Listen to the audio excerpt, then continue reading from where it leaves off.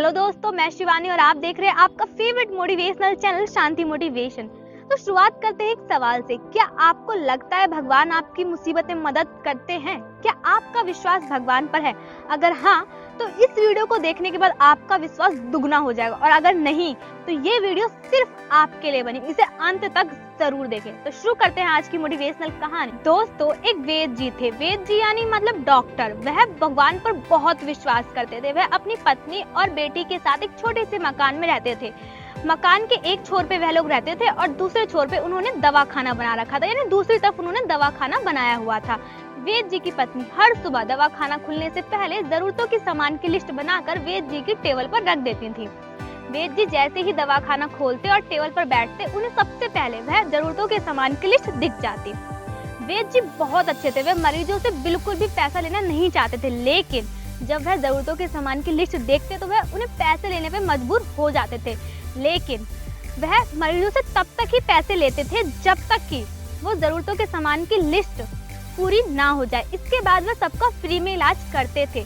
वह जरूरतों के सामान की लिस्ट का पूरा पैसा हिसाब लगाकर भगवान से कहते थे, भगवान जी अब सब कुछ आप पर छोड़ दिया है। और इसके बाद वह मरीजों का इलाज करना शुरू करते और सिर्फ तब तक ही पैसे लेते जब तक वह हिसाब जितने पैसे लिखे पूरे ना हो जाए। इसके बाद वह सभी मरीजों का इलाज फ्री में करते थे और ऐसा शुरू से होता चला आ रहा था।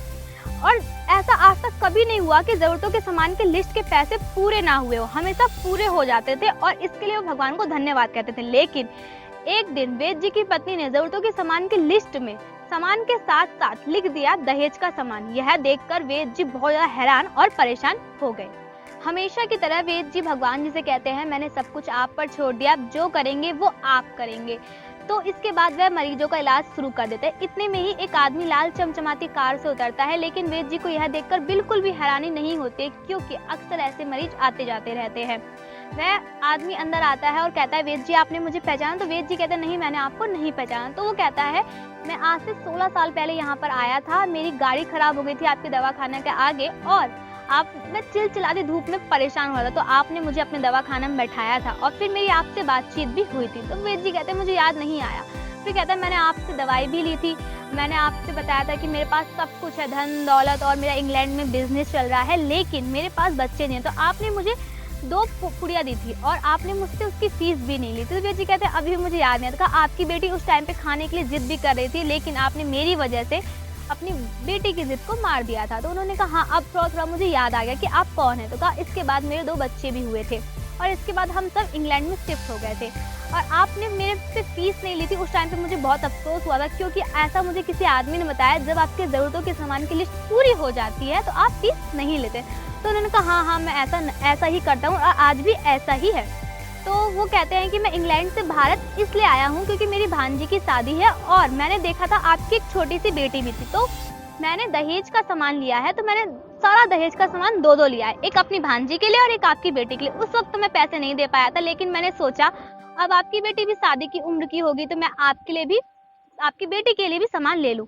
यह सुनकर वेद जी बहुत हैरान हो जाते हैं और सीधे वो जरूरतों के सामान की लिस्ट उस आदमी के हाथ में थमा देते हैं। जब वो आदमी वो सामान की लिस्ट देखता है, वो हैरान हो जाता है और वेद जी कहते हैं, आप मुझसे मिलने ना तब यूं ही आए थे ना आज यूं ही आए, हमें भगवान ने मिलाया और ये भगवान की मर्जी है। तो दोस्तों, इन सब चीजों के बाद वेद जी ने सबसे पहले भगवान को शुक्रिया अदा कहा, आपने मेरी हमेशा की तरह लाज रख ली और मेरी जरूरतों के सामान की लिस्ट हमेशा की तरह पूरी कर दी।